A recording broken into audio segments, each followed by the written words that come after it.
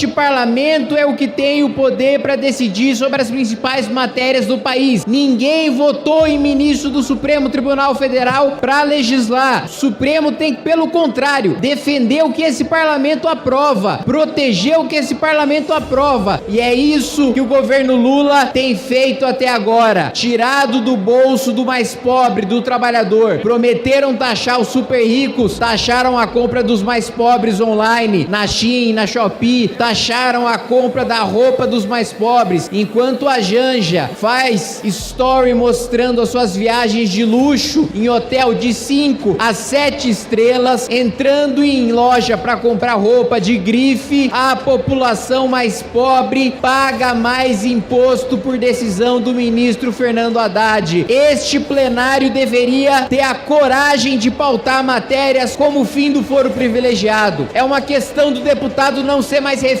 do Supremo Tribunal Federal, do senador não ser mais refém do Supremo Tribunal Federal, porque o Supremo concentra o poder de julgar as leis e de julgar os parlamentares. Isso não acontece em nenhum país da Europa. Rodrigo Pacheco, que demorou para se manifestar, que demorou para reagir, mandato para ministro do Supremo. Não dá para o ministro ficar 15, 20, 30 anos no Supremo Tribunal Federal com a caneta na mão e depois, quando está às vésperas de se aposentar, dá uma série de decisões em favor de empresas para as quais ele vai advogar. Senhores deputados, eu quero mais uma vez aqui comemorar a demonstração de força da oposição na obstrução de hoje. Mais uma vez, nós passando o recado para o Supremo Tribunal Federal de que esta casa não vai aceitar ter as suas prerrogativas atropeladas.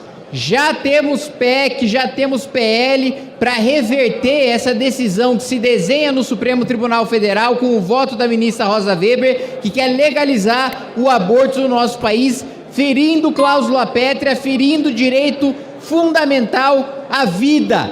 Este parlamento é o que tem o poder para decidir sobre as principais matérias do país. Ninguém votou em ministro do Supremo Tribunal Federal para legislar. O Supremo tem que, pelo contrário, defender o que esse parlamento aprova, proteger o que esse parlamento aprova, sobre a égide da Constituição.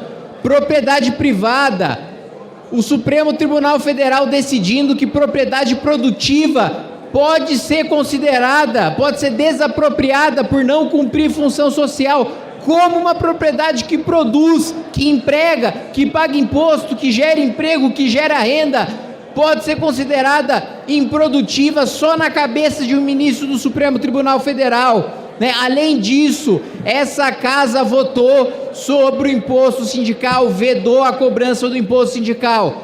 Vem o Supremo e muda o próprio entendimento sobre contribuição assistencial, permitindo que o sindicato cobre 3 a 4 dias de contribuição assistencial do trabalhador. E é isso que o governo Lula tem feito até agora, tirado do bolso do mais pobre, do trabalhador.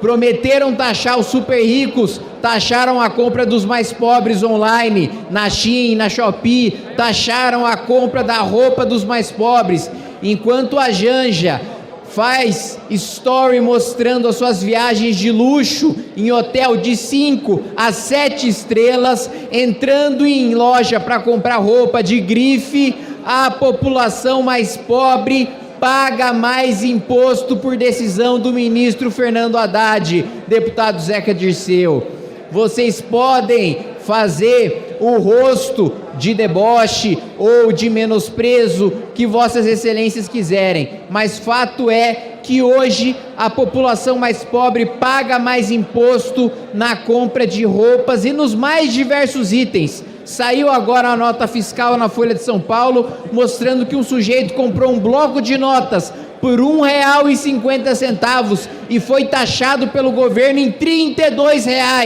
É isso que o governo de vossas excelências está fazendo.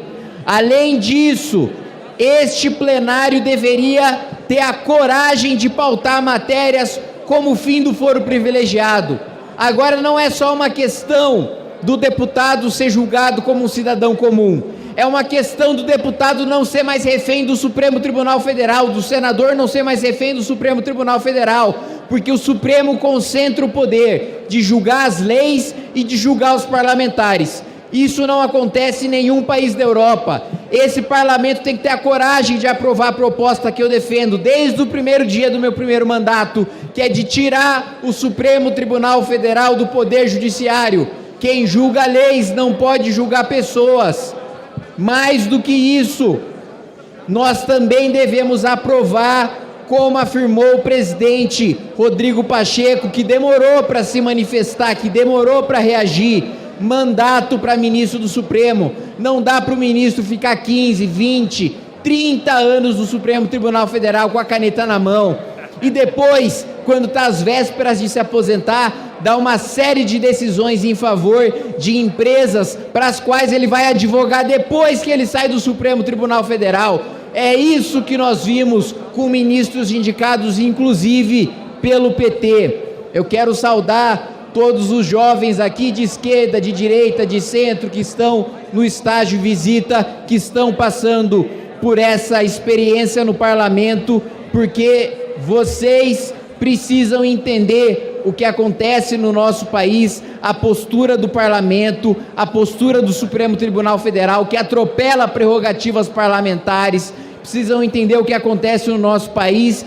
E eu não posso deixar de dizer, presidente, que eu perdi a primeira votação de hoje graças a uma greve ilegal liderada por sindicatos diretamente influenciados e filiados ao PSOL. Então, um partido que diz defender os trabalhadores mais pobres na cidade de São Paulo, hoje prejudicou milhões de trabalhadores pobres, milhões de pessoas que queriam trabalhar, milhões de pessoas que queriam uma UBS, uma UPA, uma AMA, que queriam levar o filho para um dos céus, que queria levar o idoso para o centro-dia, não puderam por causa de uma greve absolutamente política, que nada tem a ver com as condições de trabalho dos grevistas, que nada tem a ver com reajuste salarial, com jornadas de trabalho. Não, foi um ataque ao governador Tarcísio,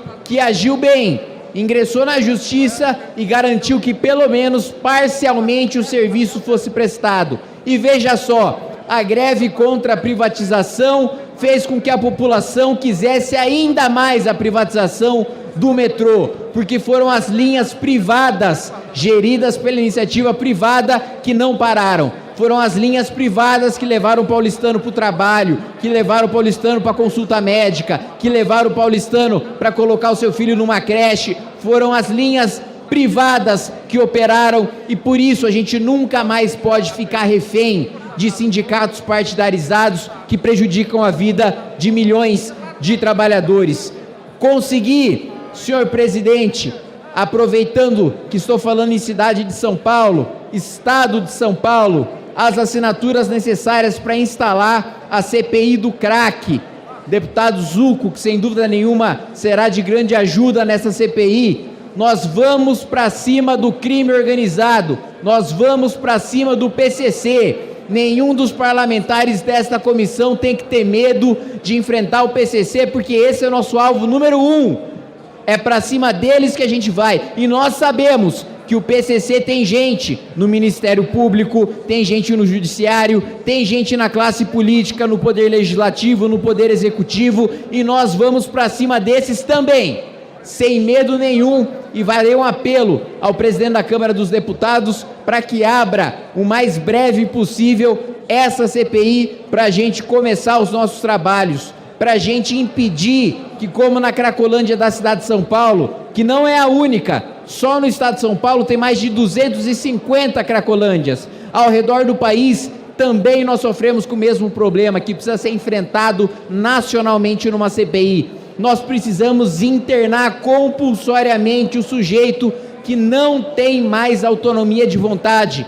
Quem está viciado em crack há 10 anos não tem mais o pleno gozo das suas faculdades mentais, não sabe mais o que está fazendo, não está em controle do seu próprio corpo, da sua própria consciência.